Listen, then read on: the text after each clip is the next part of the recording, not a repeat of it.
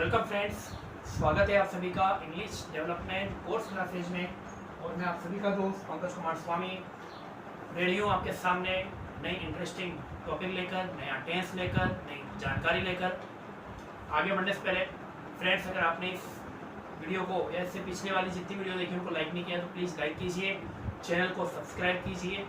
ठीक है, चलिए आगे बढ़ते हैं। देखो, बात करेंगे आज अपन प्रेजेंट सिंपल टेंस की। एक मिनट फ्रेंड्स, शुरू करते हैं। देखो, प्रेजेंट सिंपल टेंस, आगे बढ़ने से पहले मैं आपको पहले कुछ जानकारी देना चाहूँगा। देखो, प्रेजेंट सिंपल टेंस वैसे हमें लगता है कि बहुत ज़्यादा आसान है, क्योंकि मैं जब इसके सेंटेंस आपको कराऊंगा तो आपको लगेगा ये तो बहुत ज़्यादा ईजी है। लेकिन मैं कह रहा हूँ आपको कि आप जितने भी सेंटेंसेज करोगे या जितने भी टेंस आप करोगे ना, उन सभी में से सबसे ज़्यादा यूज किया जाने वाला, सबसे ज़्यादा कंफ्यूज करने वाला जो टेंस है वो यही है, प्रेजेंट सिंपल टेंस। क्योंकि ये कई बार फ्यूचर के लिए भी लग जाता है, कभी जो प्लान्ड एक्शन होते हैं उनके लिए भी लग जाता है, जो अपन ये कह सकते हैं कि जो रिसेंटली जो वर्क कर रहे हैं या करते हैं उसके लिए भी लगता है।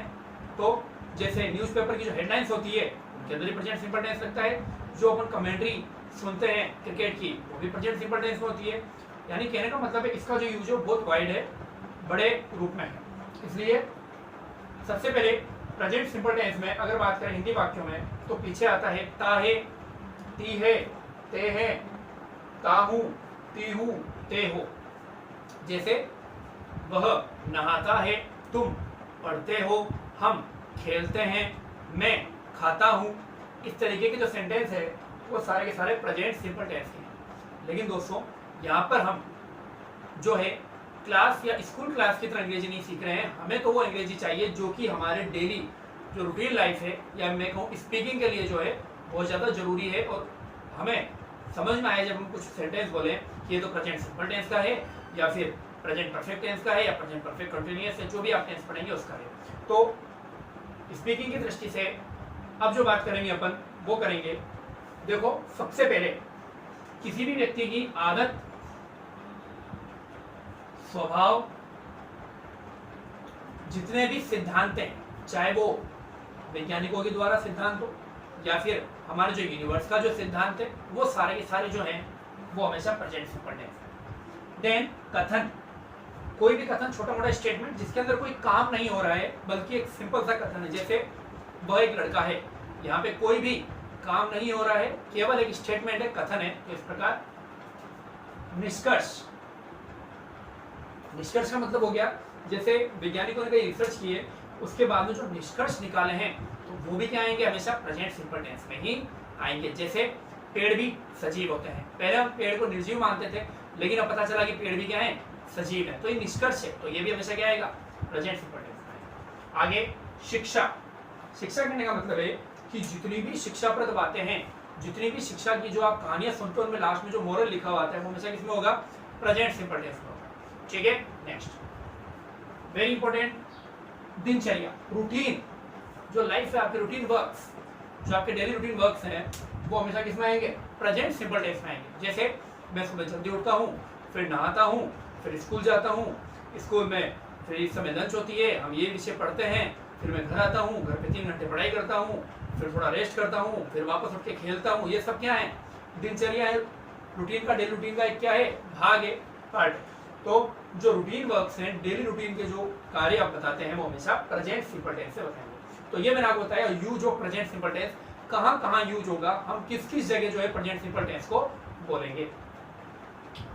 अब आदत, सबके मैंने सेंटेंस अलग अलग लिखे हैं। देखो, आदत, वह बहुत हंसता है, किसी की हंसने की बहुत ज्यादा आदत है कि वो बहुत ज्यादा हंसता रहता है, तो वह बहुत हंसता है। वह बहुत खाता है, वह गाने गाती है। ये सब क्या है, आदत है किसी भी व्यक्ति की, तो किसमें आएगी ये, प्रेजेंट सिंपल टेंस। स्वभाव में देखो, कुत्ता भौंकता है, कुत्ते की आदत है भौंकना। वह हकलाता है, कोई व्यक्ति है जो हकलाता है। वह झूठ नहीं बोलता, ये भी एक आदत है कि झूठ नहीं बोलना। ठीक है ना, कई व्यक्ति झूठ बोलते हैं, कई व्यक्ति झूठ नहीं बोल पाते हैं, तो वो भी एक आदत है, स्वभाव है। सॉरी, नेक्स्ट है देखो सिद्धांत, सिद्धांत जैसे मैंने बताया था यूनिवर्स का हो सकता है या फिर कोई भी सिद्धांत हो सकता है, चाहे आपके साइंस का देख लो, चाहे गणित, कोई सा भी सिद्धांत हो सकता है, मैथ वगैरह का भी सिद्धांत हो सकता है, सिद्धांत होना चाहिए। जैसे सूरज पूर्व दिशा में उगता है, यूनिवर्स का सिद्धांत है कि जो सूरज है वो हमेशा पूर्व दिशा में क्या दिखेगा, उगेगा। ठीक है, पृथ्वी सूर्य के चारों ओर चक्कर लगाती है। पृथ्वी जो है वो सूर्य के चारों ओर क्या करती है, चक्कर लगाती है। ये भी एक सिद्धांत है, उस सिद्धांत पे पृथ्वी काम करती है। पानी 0 डिग्री सेंटीग्रेड पर जम जाता है, यानी जैसे ही 0 डिग्री सेल्सियस होगा पानी क्या हो जाएगा, जम जाएगा। ये भी क्या है, सिद्धांत है। नेक्स्ट देखो कथन, जैसा कि मैंने भी बताया था, वह एक लड़का है, वह ईमानदार है, कोई काम नहीं हो रहा है यहाँ पे, केवल एक सिंपल स्टेटमेंट है, कथन है। मेरे पास 100 रुपए हैं, कोई काम नहीं हो रहा है, सिंपल एक स्टेटमेंट है, सिर्फ एक कथन है। निष्कर्ष, 2 और 2 4 होते हैं, पहले नहीं पता था, पढ़ने के बाद पता चला 2 को 2 से जोड़ेंगे तो कितना होंगे, 4। निष्कर्ष निकाल दिए प्रेजेंट सिंपल टेंस में। व्रत में मध्य में केंद्रक होता है, जो पढ़े लिखे हैं उन्हें तो बताइए, व्रत के जो सर्कल है उसके बीच में क्या होता है, केंद्रक होता है, सेंटर पॉइंट होता है। ठीक है, वही चीज है। शिक्षा, अभी मैंने आपको बताया था, जितने मॉरल से कहानियां हैं वो सारी जो लिखी दी जाती है मॉरल शिक्षा है वो किसमें आती है, प्रेजेंट सिंपल टेंस। लालच बुरी बला है, एकता में ताकत है, जो ऑनेस्टी है वो सबसे अच्छी, यानी honesty is the best policy. धीरे और निरंतर चलने वाला रेस जीतता है। तो ये सारे के सारे क्या हैं, शिक्षा की बात है। दिनचर्या, जैसा भी मैंने बताया, वह रोज सुबह जल्दी उठता है, रूटीन है उसका, वर्क है, सुबह जल्दी उठकर वो अपना जो है वर्क करता है। हम रोज पार्क में घूमने जाते हैं, ये भी मेरा डेली का वर्क है।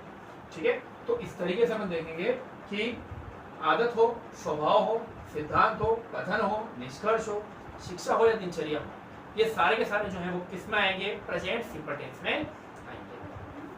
अब हम देखते हैं इन सेंटेंसेस को बनाएंगे कैसे, सामने वाले व्यक्ति को समझाएंगे कैसे। चलिए, सबसे पहले अपन बात करेंगे, शुरुआत करेंगे अफर्मेटिव सेंटेंस। ठीक है,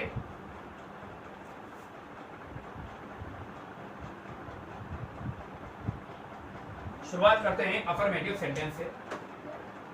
अफर्मेटिव सेंटेंस यानी कि सकारात्मक वाक्य, जिसकी शुरुआत हमेशा सब्जेक्ट से हो तो सकारात्मक वाक्य होते हैं। देखो, सबसे पहले क्या आएगा, सब्जेक्ट। नंबर 1 सबसे पहले क्या आता है अफर्मेटिव सेंटेंस में, सब्जेक्ट आएगा। देन हेल्पिंग वर्ब इसमें नहीं आती है, इसमें डायरेक्ट क्या आएगी, वर्ब आएगी। मैंने आपको कहा था कई बार आप टेंस करेंगे, जिनमें 2 टेंस का मैंने खासकर नाम लिया था, एक प्रेजेंट सिंपल टेंस और एक लिया था मैंने पास्ट सिंपल टेंस। दोनों के अंदर मैंने आपको बताया था कि हेल्पिंग वर्ब नहीं आती है, बाकी सबके साथ में हेल्पिंग वर्ब आती है, केवल यही तो ऐसे टेंस है जिनके साथ में हेल्पिंग वर्ब नहीं आती। तो प्रेजेंट सिंपल टेंस में हेल्पिंग वर्ब नहीं आएगी, डायरेक्ट हम क्या लगाएंगे, मेन वर्ब जो होती है, ये मेन वर्ब है, ये 2 रूप में आती है। फर्स्ट, या तो केवल वर्ब की फर्स्ट फॉर्म। देखो, वर्ब की फर्स्ट फॉर्म को बेस फॉर्म कहते हैं। बेस फॉर्म का मतलब क्या होता है, देखो अगर मैं कहूं गो, वेंट, गॉन, तो जो गो है यही बेस फॉर्म है वर्ब की, और यही आपके वर्ब की फर्स्ट फॉर्म है। तो चाहे बेस फॉर्म कह लो चाहे वर्ब की फर्स्ट फॉर्म कह लो, एक ही बात। ठीक है, तो सब्जेक्ट के तुरंत बाद में केवल क्या आएगी, बेस फॉर्म आएगी या वर्ब की फर्स्ट फॉर्म ही आएगी। या फिर कभी कभी क्या होगा, वर्ब की फर्स्ट फॉर्म के पीछे क्या लगाना पड़ेगा, एस या ईएस लगाना पड़ेगा, या तो एस लगेगा या फिर ईएस लगेगा। ठीक है, उसके बाद में आएगा आपका ऑब्जेक्ट। ऑब्जेक्ट के बाद में अगर एक्स्ट्रा पार्ट कुछ है, एडवर्ब्स वगैरह है या कुछ भी है, in the night, in the morning, कुछ भी, तो सारा का सारा आएगा। ठीक है, अब देखते हैं कि वर्ब की फर्स्ट फॉर्म कहाँ लगती है और वर्ब की फर्स्ट फॉर्म में एस और ईएस कब लगता है। देखते हैं, देखो सब्जेक्ट क्या हो हमारे, आई, यू, वी, दे या फिर बहुवचन यानी प्लूरल। अगर हमारा सब्जेक्ट आई हो, यू हो, वी हो, दे हो या फिर प्लूरल हो यानी बहुवचन हो, तो उनके साथ में केवल बेस फॉर्म आएगी, यानी केवल वर्ब की फर्स्ट फॉर्म आएगी। ठीक है, यहां पे लिख देता हूं मैं बेस फॉर्म।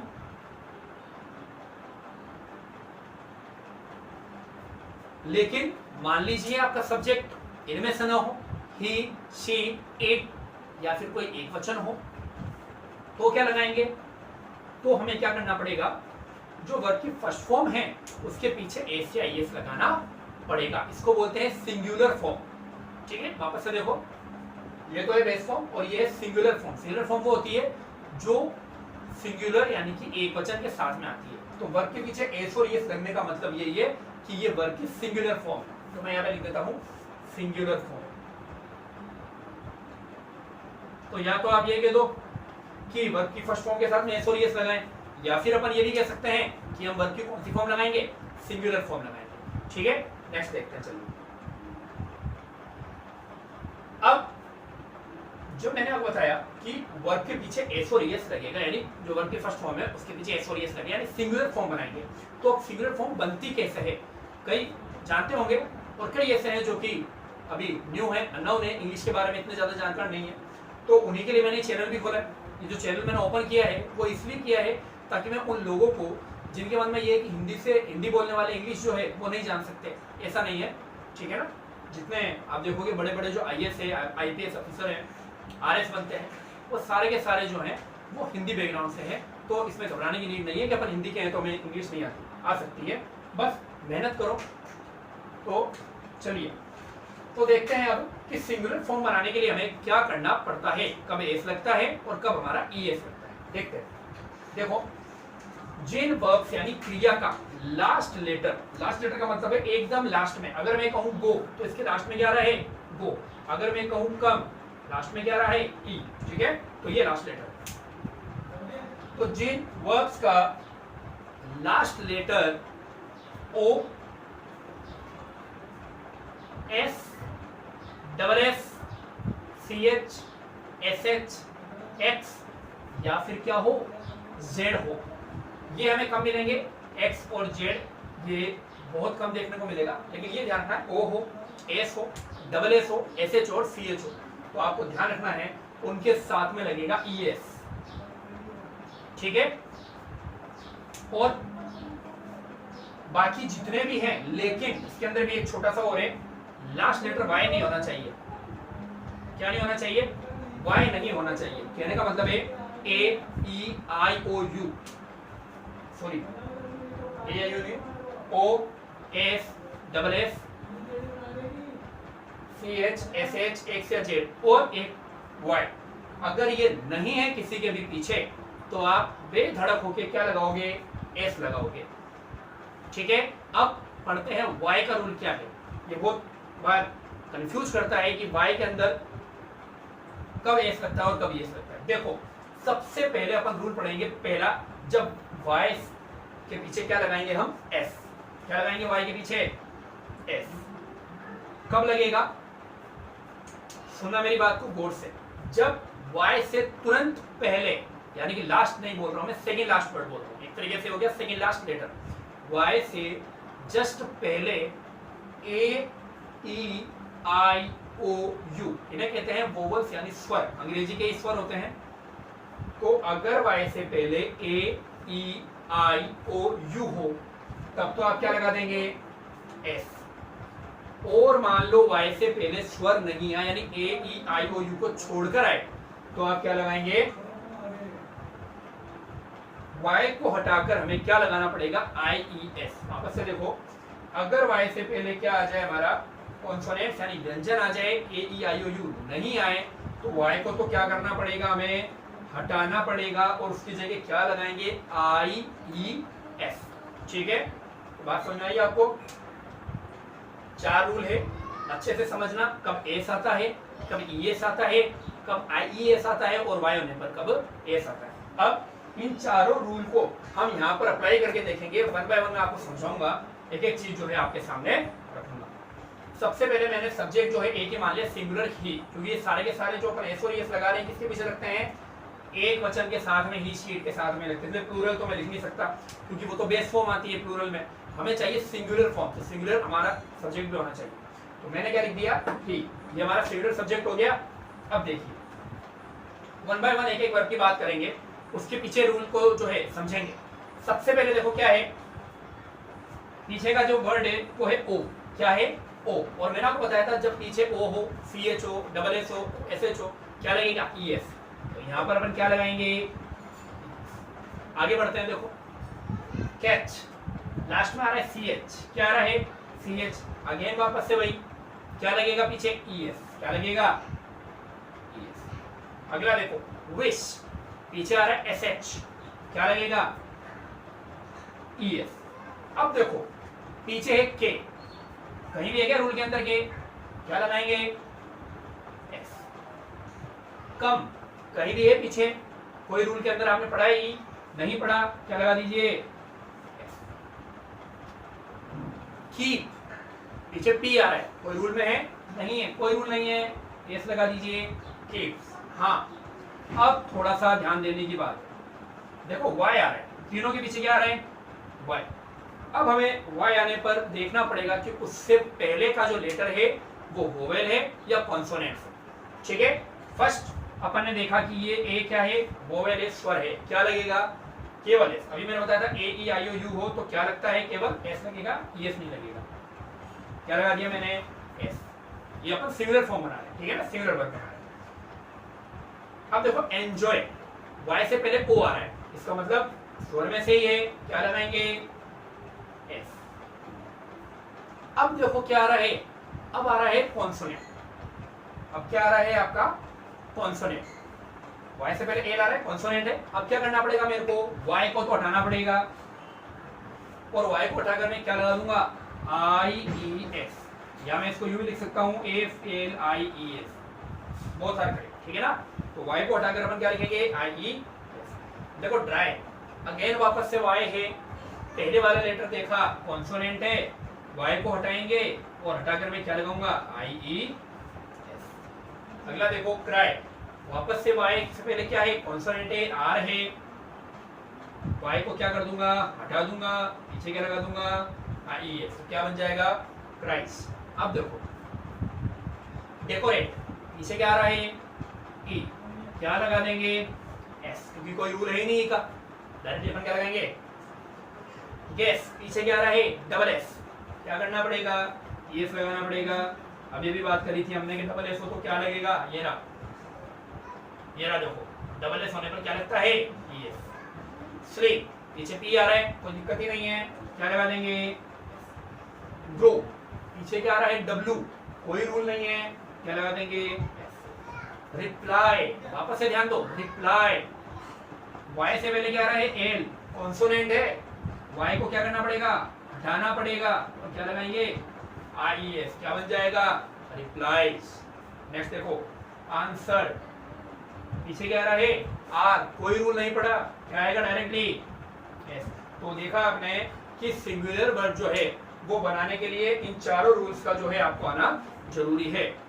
और आप तो ये बात जानते हैं कि कब एस आता है, कब ई एस आता है, कब आपके वाई के बाद एस आएगा, कब आई ई एस आएगा, लेकिन कई ऐसे हैं जिनको अभी भी इसके बारे में जानकारी नहीं है। ठीक है, तो आप भी आज से जो है ये जानकारी बहुत आपके लिए इम्पोर्टेंट है, क्योंकि मैंने आपको कहा आप 50% जो सेंटेंस बोलेंगे ना वो प्रेजेंट सिंपल के ही बोलेंगे। मैं ये करता हूँ, मैं ये करता हूँ, मैं ये करता हूँ, तो वहां पर आपको ध्यान रखना पड़ेगा कि आई ई एस कब आएगा, पीछे एस और ई एस कब लगेगा। ठीक है, thank you very much friends. तो प्रेजेंट सिंपल टेंस की ये जो क्लास है यहीं पर कंप्लीट करते हैं अपन। और आज जो मैंने आपको बताया, सबसे पहले मैंने आपको बताए थे कि यूजेज क्या होते हैं, कब कब हम प्रेजेंट सिंपल टेंस को यूज करेंगे, आदत, स्वभाव, सिद्धांत, कथन, निष्कर्ष, शिक्षा, दिनचर्या, ये सब मैंने आपको समझाए। देन अपन ने बात करी अफर्मेटिव सेंटेंस की। अफर्मेटिव सेंटेंस के अंदर अपन ने 4 रूल पढ़े, कभी वर्ब में एस आता है, कब वर्ब में ई एस आता है, वाई हो तो 2 रूल और पढ़े, वाई से पहले कॉन्सोनेंट हो तो उसको हटा के आई एस लगाना पड़ता है, वाई से पहले अगर वोवेल है तो हमें डायरेक्टली क्या लगाना पड़ता है? एस लगाना पड़ेगा। तो इस तरीके से अपने जो रूल है वो सारे जो है यहाँ पर अफर्मेटिव सेंटेंस के कंप्लीट करते हैं। कल अपन सबसे पहले अफर्मेटिव सेंटेंस के कुछ वाक्य करेंगे, सेंटेंसेस करेंगे, देन हम देखेंगे नेगेटिव सेंटेंस, आगे बढ़ेंगे interrogative. Thank you very much friends, thank you.